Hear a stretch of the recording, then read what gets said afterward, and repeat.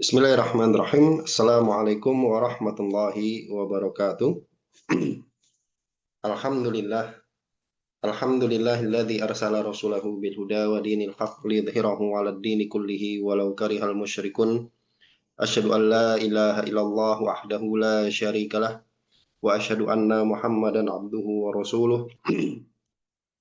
Allahumma sholli wa sallim wa barik ala nabiyyina Muhammadin wa ala alihi wa ashabihi wa man tabi'ahum bi ihsanin ila yaumiddin. Allahumma inna nas'aluka 'ilman nafi'a wa rizqan thayyiba wa 'amalan mutaqabbala amma ba'd. Ayolah hafizakumullah.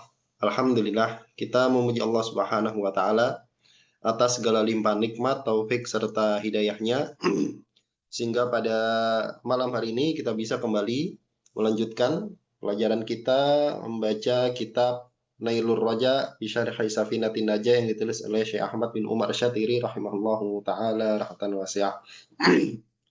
Mudah-mudahan apa yang kita lakukan pada malam hari ini itu ikhlas mengharapkan ridho dari Allah Subhanahu wa taala, dan apa yang kita lakukan itu dicatat sebagai amal soleh dan kita diberikan nikmat Allah berupa ilmu yang bermanfaat dan amal yang soleh. Amin ya rabbal alamin. Baik. Pada pertemuan sebelumnya kita sudah selesai ya membahas tentang syarat sah bermakmum. Ya. Syarat sah bermakmum itu ada 11. Kemarin sudah kita bahas. Nah, sekarang masih ada kaitannya sama imam dan makmum gitu ya. Yaitu gambaran orang sholat berjamaah. Artinya imamnya siapa, makmumnya siapa itu sudah dipetakan oleh para ulama. Ya. Kita lihat di sini Bismillahirrahmanirrahim. Qala al-musannifu rahimahullahu taala rahmatan wasi'ah wa nafa'ana bi ulumihi fi darani amin. Berkata penulis rahimahullah, faslun pasal. Suwarul qudwati tis'un. Ya.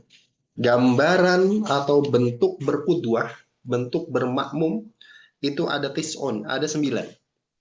Maknanya anna suwaral lati la takhlu qudwatul ma'mumi bil imami an wahidatin minha tis'un. Maknanya anna suwara, bahwasanya gambaran allati la tahlu, yang mana tidak kosong, tidak lepas, qudwatul ma'mumi, bermakmumnya seorang imam bil imam, dengan imam, an wahidatin minha, dari salah satu dari ini kembali ke suar, ke bentuk-bentuk tadi, tis'un itu ada 9. Artinya orang bermakmum itu nggak lepas dari 9 gambaran ini. Ya. Jadi nggak akan ada di luar ini. Ya, nggak akan ada di luar ini. Imamnya siapa, makmumnya siapa. Kata beliau, tasihu fi khamsin. Sah pada 5 gambaran. Sah pada 5 gambaran. Yang pertama adalah qudwatu rojulin bi rojulin. Bermakmumnya seorang laki-laki bi rojulin, dengan imam laki-laki juga. Jadi imamnya laki-laki, makmumnya laki-laki. Dan rojul yang dimaksud di sini, indah syafi'iyah, itu adalah laki-laki yang sudah tamyiz. Laki-laki yang sudah tamyiz. Jadi laki-laki yang sudah mumayyiz, sudah mumayyiz itu kalau dalam standar madhab syafi'i sudah pernah kita jelaskan ya. Dia bisa makan sendiri, bisa minum sendiri, bisa istinja sendiri. Dan kalau diajak ngobrol itu nyambung. Diajak ngobrol itu nyambung. Artinya ketika ditanya dia bisa jawab dengan jawaban yang tepat dengan pertanyaannya. Itu namanya tamyiz. Ini setahu saya termasuk mufrodatnya madhab syafi'i. Mufrodat itu madhab syafi'i yang seperti itu aja gitu ya. Dia menyendiri. 3 madhab yang lain nggak seperti itu. Yaitu cukup makmum itu tamyiz. Kalau 3 madhab yang lain harus sudah balik. 3 madhab yang lain harus sudah balik. Kalau dalam madhab syafi'i cukup dia tamyiz. Makanya kalau di Indonesia anak kecil sudah tamyiz, misal biasanya dia pulang dari pondok tahfidz meskipun belum balik, itu biasanya kadang disuruh jadi imam. Kadang disuruh jadi imam di masjid. Ayo nih, baru pulang dari pondok gitu kan. Terus suruh ngimamin. Yang penting sudah tamyiz. Jadi rojul di sini maksudnya adalah laki-laki yang sudah tamyiz. Kemudian yang berikutnya waqudwatu khunsa birojulin. Bermakmumnya seorang khunsa dengan imam laki-laki. Ya, khunsa di sini kita tahu adalah orang yang lahir dalam keadaan berkelamin ganda. Jadi kelainan genetik ya, kelainan genetik, bukan bencong ya. Jadi khunsa ini orang yang lahir dengan keadaan kelamin ganda. Jadi makmumnya khunsa, imamnya laki-laki, sah. Kemudian yang ketiga, waqudwatum ro'atin birojulin. Bermakmumnya seorang perempuan dengan imam laki-laki. Ya, ini sudah dipahami ya. Makmumnya perempuan, imamnya laki-laki. Kemudian kata beliau, waqudwatum ro'atin bihunsa. Bermakmumnya seorang perempuan dengan imam khunsa. Ya, imamnya khunsa, makmumnya perempuan. Maka sah. Kemudian yang terakhir, waqudwatum ro'atin bim ro'atin. Bermakmumnya seorang perempuan dengan imam perempuan. Jadi dalam kasus sholat begitu ya, imam perempuan itu hanya sah mengimami jamaah yang sama-sama perempuan. Jamaah yang sama-sama perempuan. Begitu. Dalam kasus apa namanya? Sholat. Kemudian kata beliau watab tulu fi arba'in, dan batal atau nggak sah pada 4 gambaran. Itu apa? Yang pertama, qudwatu rajulin bimra'atin. Bermakmumnya seorang laki-laki dengan imam perempuan. Ingat tadi rojul di situ maksudnya adalah laki-laki yang sudah tamyiz. Laki-laki yang sudah tamyiz. Kalau belum tamyiz ya nggak dianggap ya, dia dianggap sebagai latihan saja begitu ya. Artinya tidak masuk dalam ranah fikih gitu. Jadi bermakmumnya seorang laki-laki meskipun belum balik tapi dia sudah tamyiz dengan imam perempuan. Itu sholatnya si anak laki-laki yang sudah tamyiz tapi belum balik gak sah. Tapi sholatnya imam sah ya. Kemudian yang kedua, waqudwatu rajulin bihunsa. Bermakmumnya seorang laki-laki dengan imam yang hunsa. Jadi imamnya orang yang berkelamin ganda. Imamnya orang yang berkelamin ganda, makmumnya laki-laki. Laki-laki apa namanya normal. Normal itu maksudnya lahir biasa gitu, nggak cacat. Karena hunsa ini cacat genetik ya, kelainan genetik. Kemudian waqudwatu khunsa bimro'atin. Bermakmumnya seorang khunsa dengan imam perempuan. Nah ini juga nggak sah nih. Ternyata apa namanya? Imamnya perempuan, makmumnya khunsa juga nggak sah. Kemudian yang keempat, waqudwatu khunsa bi khunsa. Jadi imamnya khunsa, makmumnya khunsa. Ini juga nggak sah. Ini juga nggak sah. Yang nggak sah, yang batal itu sholatnya makmum ya. Sholatnya makmum. Sekarang kita lihat penjelasannya. Ya, Van, suara saya akhir-akhir ini sering habis ya. Dan kerjaannya ngomong. Al makna, maknanya annatis aswaro allati la tahlul qudwatu an wahidin minha kismani. Kata beliau, maknanya bahwasanya 9 gambaran, 9 bentuk allati yang la tahlul qudwatu an wahidin minha, yang mana berkudwah itu nggak akan lepas dari salah satu darinya, dari 9 gambaran tadi, kismani, itu bisa kita bagi jadi 2 bagian. Kismun tasihu fihil qudwatu wa kismun tabtulu fihi. Yaitu satu bagian yang mana kudwah itu sah, kemudian satu bagian yang lain yang mana kudwah itu bermakmum itu batal. Ya. Fal awalu, yang pertama adalah maka al imamu fihi mislal makmum au akmala yakinan au akmala yakinan. Yang pertama adalah makanal imamu fihi mislal makmum, yaitu status imamnya itu mislal makmum, sama dengan statusnya makmum. Artinya setara. Imam sama makmum ini setara. Au akmala yakinan, atau status imamnya lebih sempurna dari makmum secara yakin. Ya. Jadi ini yang bikin sah. Jadi imam sama makmum setara, sama-sama apa namanya statusnya, atau imamnya lebih sempurna secara yakin. Wadzalika fi khamsi suwarin. Yang ini seperti ini ada pada 5 gambaran, 5 bentuk. Yang pertama adalah qudwatur rajuli bir rajuli. Bermakmumnya seorang rojul, seorang laki-laki dengan imam laki-laki. Jadi rojul di sini tadi ya, meskipun anak kecil yang sudah tamyiz. Ya. Ini mufrodatnya Imam Syafi'i, mufrodatnya madhab Syafi'i. Madhab yang lain enggak seperti ini. Kenapa? Listiwa ihima. Ini ilatnya. Tadi kan disebutkan ilatnya. Alasan hukum kenapa sah. Yang pertama karena imam sama makmum itu statusnya sama, setara, atau lebih sempurna secara yakin. Secara yakin. Yakinan ini nanti penting nih. Tentu perhatikan nih. Karena sama-sama laki-laki, maka sah. Kemudian yang kedua, waqudwatul mar'ati birojuli, yaitu bermakmumnya seorang perempuan dengan imam laki-laki.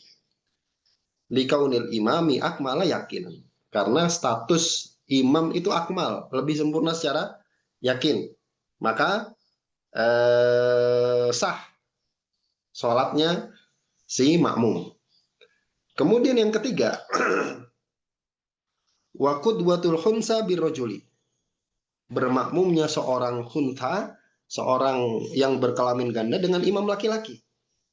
Kenapa? Likaunil imami, karena statusnya imam. Ingat imamnya laki-laki, makmumnya khunta.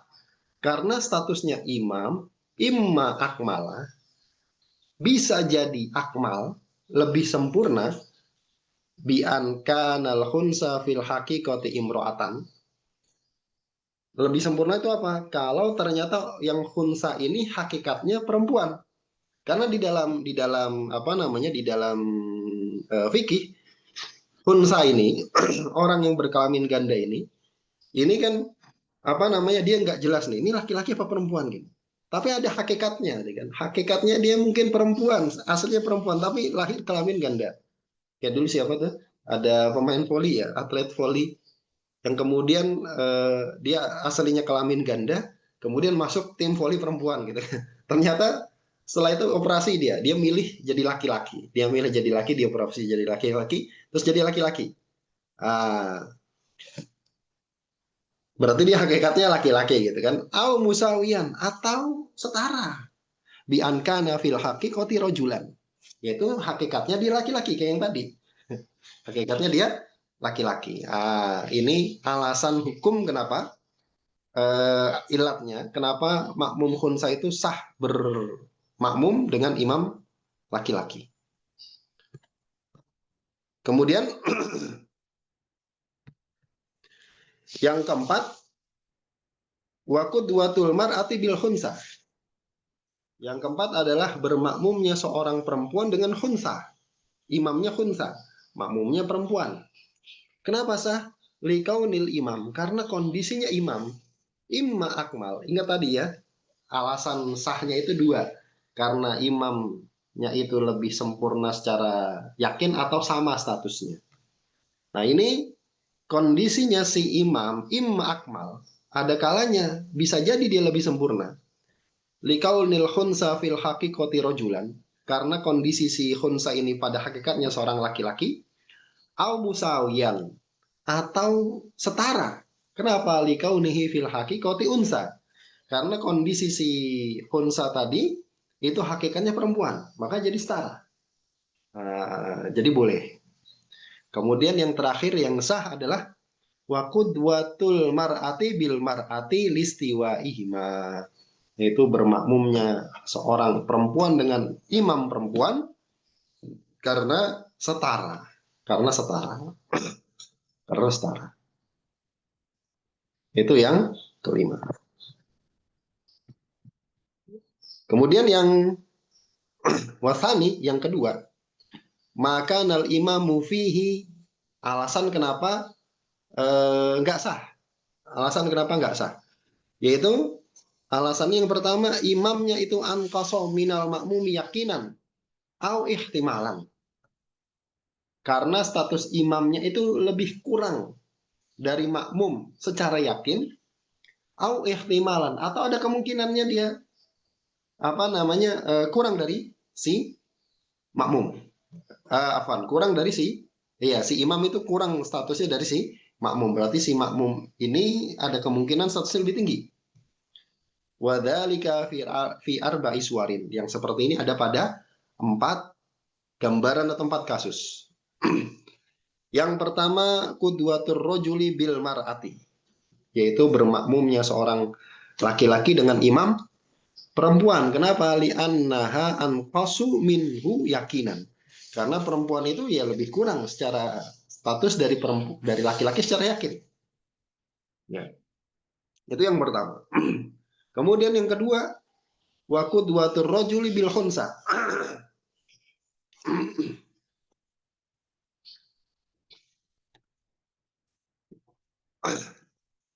Yaitu bermakmumnya seorang laki-laki dengan khunsa, dengan orang yang berkelamin ganda. Kenapa? Li'annal khunsa anqasu minar rajuli ihtimalan. Karena khunsa itu, ini alasan hukumnya tadi ya, harus diingat tadi yang 2 tadi. Karena khunsa ini anqasu minar rajuli ihtimalan. Statusnya lebih kurang dari laki-laki ihtimal. Tapi ya, ihtimal bisa jadi begitu. Bisa jadi si khunsa ini statusnya lebih kurang dari laki-laki. Kenapa? Itu karena yahtamilu, bisa jadi ada kemungkinan an yakuna fil haqiqati imra'atan. Bisa jadi dia hakikatnya perempuan. Makanya di dalam di dalam fikih, di dalam cara berdalil itu ada yang namanya sadud dari'ah, menutup celah. Loh kan dia bisa jadi laki-laki gitu kan. Iya, tapi kan bisa jadi perempuan juga. Makanya ditutup itu celah. Ditutup itu celah supaya tidak nyamber gitu ya. Supaya tidak eh, nyambung sama yang dilarang. Makanya ada istilah namanya sadud dari'ah, menutup celah. Ini cara berpikirnya ulama, cara berpikirnya fuqaha itu memang luar biasa ya. Manajemen konfliknya tuh keren gitu. Manajemen konfliknya keren. Jadi semua celah itu ditutup gitu. Itu yang kedua. Kemudian yang ketiga, waqudwatul khunsa bil mar'ah, yaitu bermakmumnya seorang khunsa dengan perempuan. Lo kok nggak sah juga? Iya, makmumnya khunsa, imamnya perempuan, ini juga nggak sah ya. Kecuali kalau sudah operasi gitu ya. Kenapa? Itu karena yahtamilu, ada kemungkinan an yakunal khunsa fil haqiqati rajulan. Karena ada kemungkinan khunsanya ini pada hakikatnya seorang laki-laki. Kalau ternyata seorang laki-laki kan berarti makmumnya lebih sempurna daripada imamnya begitu kan. Maka ini menjadi tidak sah. Meskipun ihtimal. Meskipun ihtimal. Kemudian yang terakhir, yang keempat adalah waqudwatul khunsa bil khunsa, yaitu bermakmumnya seorang khunsa dengan khunsa. Sesama khunsa ini tidak sah untuk saling mengimami. Kenapa? Ini memang khunsa ini jadi agak sulit gitu ya. Makanya kasus kasus khunsa itu batal wudhu, kemudian wajib mandi, itu nanti beda dengan kasus orang yang normal. Kasus orang yang normal. Karena khunsa ini status yang berbeda. Kenapa khunsa dengan khunsa ini nggak bisa saling mengimami? Lihtimali. an yakunal imamu fil haqiqati imro'atan wal ma'mumu rajulan. Karena adanya kemungkinan status imamnya pada hakikatnya perempuan dan makmumnya pada hakikatnya laki-laki. Ya, ini kemudian mengakibatkan khunsa sesama khunsa itu tidak bisa saling mengimami. Tidak bisa saling mengimami. Begitu. Wallahu a'lam. Baik, kita cukupkan dulu sampai di sini. Insya Allah kita lanjutkan di pertemuan berikutnya. Pada pertemuan berikutnya kita akan bahas tentang syarat sah jamak takdim. Syarat sah jamak takdim. Ya, ini apa namanya ke sana. Syarat sah jamak takdim ini lebih panjang begitu. Insya Allah kita bahas di pertemuan berikutnya. Kita akhiri. Mudah-mudahan yang sedikit ada manfaatnya. Yang benar datangnya dari Allah Subhanahu wa taala dan Rasulnya, dan yang salah dari saya pribadi dan dari syaitan, dan saya mohon ampun atasnya. Kita tutup dengan baca doa kafaratul majelis. Bismillahirrahmanirrahim. Subhanakallahumma bihamdika asyhadu an la ilaha illa anta astaghfiruka wa atubu ilaik. Assalamualaikum warahmatullahi wabarakatuh. Jazakumullahu khairan, barakallahu fikum. Jazakumullah khairan. Wa iyyakum.